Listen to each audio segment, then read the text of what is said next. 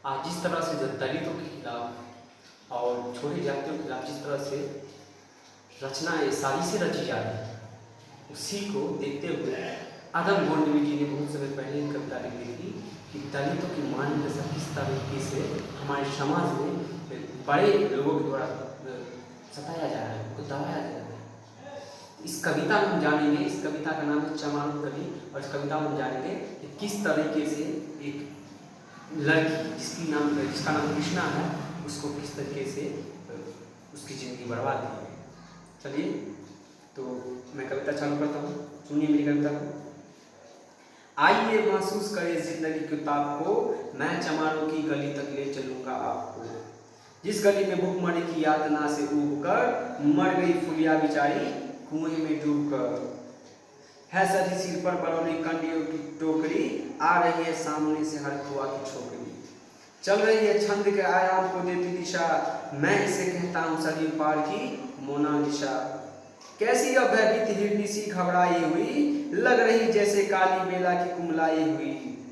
कल को यह वाचाल थी पर आज कैसी मौन है, जानते हो उसकी खामोशी का कारण कौन है। थे यही सावन के दिन हर कुआ गया हाट को, सो रही बूढ़ी ओसारे में बिछाए खाट को। डूबती सूरज की किरणें खेलती थी रेत से, घास का गट्ठर लिए आ रही थी वो खेत से। वो कौन? कृष्णा। आ रही थी वो खली खोई हुई जज्बात में, क्या पता था उसको कोई भेदिया है घात में। होनी से बेखबर कृष्णा बेखबर राहों में थी, अब मोड़ पर घूमी तो देखा अजनबी बाहों में थी।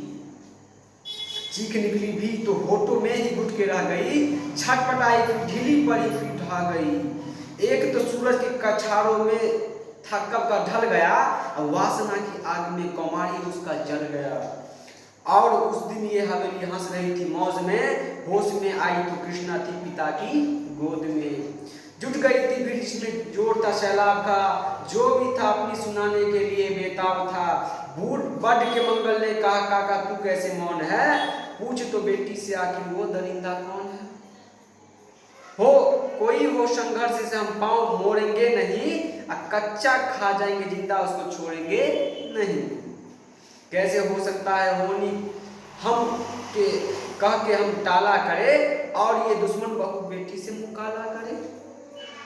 बोली कृष्णा से बहन जो जा मेरे अनुरोध से, बच नहीं सकता वो पापी मेरे प्रतिशोध से।